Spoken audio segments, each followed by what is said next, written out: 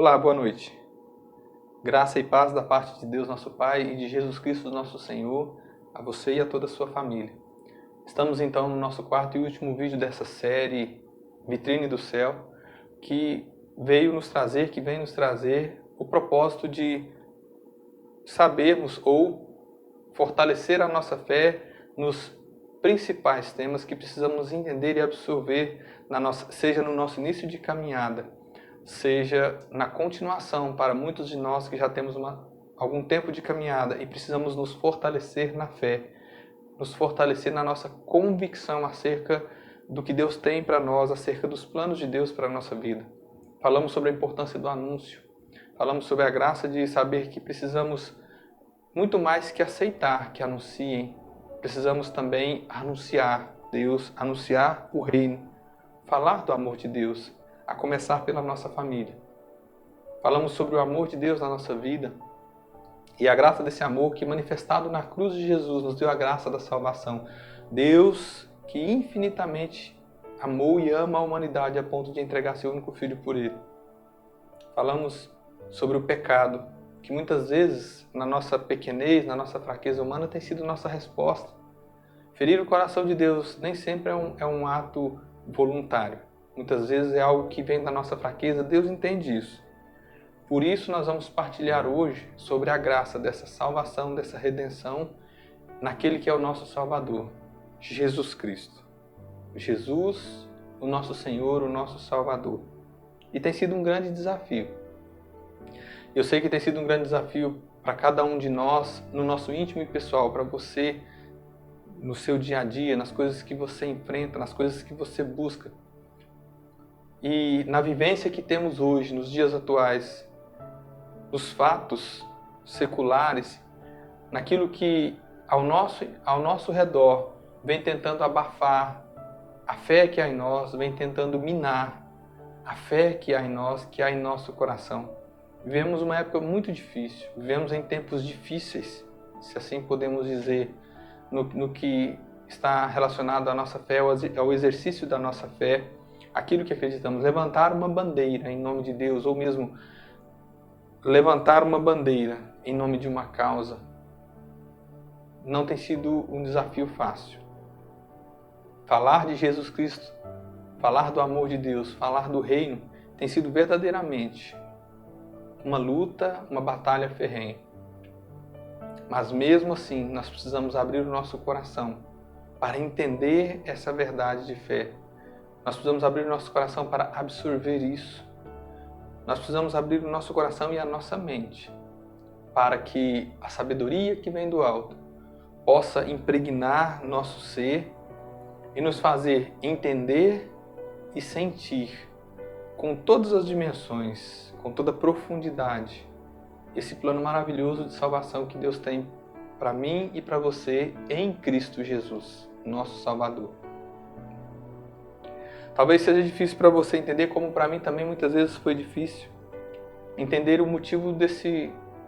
esse motivo de um homem ter entregado a vida na cruz pela humanidade. Aliás, uma das coisas que muitas vezes atrapalha ou trava esse entendimento em nós, ou que muitas vezes se torna meio que como uma barreira para o exercício da nossa fé nesse ato de Jesus como Senhor e Salvador, está exatamente na nossa falta de conhecimento e falta de exercício de fé. É que para muitos, Jesus Cristo foi um homem no tempo dele, que morreu, que por um atrito político, a crucificação de Jesus, em tese, foi um ato político. Por quê? Porque naquela ocasião, e segundo as Sagradas Escrituras, os judeus não podiam matar, não estava na lei dos judeus matar. Eles não podiam crucificar Jesus. Então eles apresentaram a Pilatos, que era um governador e era político. E os argumentos apresentados para que Jesus fosse crucificado foram argumentos políticos. Ele fala que é rei. Abre aspas, né? Segundo Pilatos. Ele fala que é rei. E se ele se declara rei, ele é contra César. Todo aquele que se declara rei é contra César. Então, Pilatos, por medo de perder o cargo, por medo de cair, aceitou crucificar. Então, Jesus foi um homem do seu tempo. Para muitos um visionário, para muitos um revolucionário, que talvez até poderia ter poderes, talvez até poderia ter o dom de milagres, de curar, o dom de fazer um cego voltar a enxergar, de ressuscitar um morto, mas para muitos foi um homem no tempo dele. Naquela ocasião houve a necessidade, por uma questão política, um império caiu, disseminou-se uma ideia de cristianismo, uma ideia de amor que supera tudo, uma ideia de amar o seu próximo como a ti mesmo, e Deus e amar a Deus sobre todas as coisas. E essa ideia ficou bonita no coração das pessoas, e essa ideia ficou perfeitinha no coração das pessoas, e as pessoas se reúnem em grupos hoje, grupos chamados cristãos, cristãos aqui, cristãos ali, cristãos desse segmento, cristãos daquele segmento, e esses grupos exercitam essa beleza, essa ideia bonita. Então o mundo vive bem. O mundo não sofre mais do que poderia sofrer, mesmo tendo guerras, fome, intempéries do tempo, terremotos e chuvas, enchentes e tal.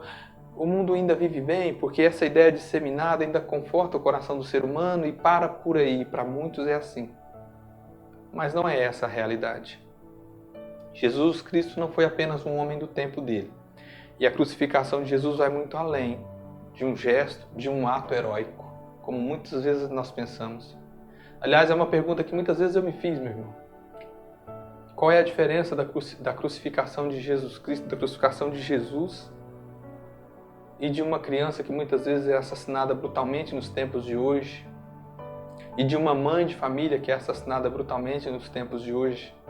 E eu não quero aqui, nesse vídeo, trazer a nossa memória, ou a nossa lembrança, ou o nosso sentimento, a revolta, ou o sentimento de medo por um filme de terror, mas nós que, em tempos de comunicação rápida, nós temos visto e temos ouvido falar de tantas mortes trágicas, mortes violentas, oriundas da criminalidade. E a gente se pergunta qual é a diferença de uma criança que morre assassinada brutalmente, num ato violento, uma mãe, um pai de família, um jovem que às vezes prematuramente perde a vida num ato de violência.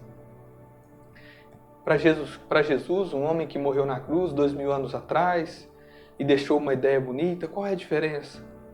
A diferença, meu irmão, é que as pessoas que muitas vezes sofrem hoje, a morte de uma pessoa hoje, oriunda de um ato de violência, é fruto da ganância do ser humano, de um coração corrompido pelo pecado, destruído pela mágoa, o rancor, o ressentimento, de uma alma machucada e ferida, revoltada, que externaliza a violência, que externaliza a mágoa ou o rancor através do furor, da ira, pensando que todos são culpados, que o mundo é um local onde todos são culpados e que todos devem pagar. A diferença é que na cruz, se muitas vezes hoje, muitas pessoas morrem, tanto a morte física quanto a morte da alma, porque eu me lembro das palavras do padre Fábio de Mello quando ele disse que uma das coisas que mais ele admira em Deus não é a capacidade que ele tem de ressuscitar os mortos, é a capacidade que ele tem de ressuscitar os vivos. Então a diferença de uma pessoa que morre brutalmente hoje para Jesus Cristo é que as pessoas que muitas vezes morrem por criminalidade ou às vezes por uma doença, como essa pandemia que estamos vivenciando, é fruto da ganância do homem. E na cruz não foi um homem. Foi Deus que entregou o Filho dele para curar o coração do ser humano dessa ganância. Foi Deus que entregou o Filho dele para salvar essas criancinhas que morrem, vítimas da ganância do homem. Foi Deus que entregou o Filho dele para salvar, para transformar para dar um novo alento, para dar um novo ar para aquelas pessoas que não encontram mais sentido na vida. Não foi a morte de um homem qualquer. Tanto é que esse homem da cruz, Jesus, ele não está lá no sepulcro. Ele ressuscitou. E com ele, muitos justos que também morreram e partilham hoje do céu.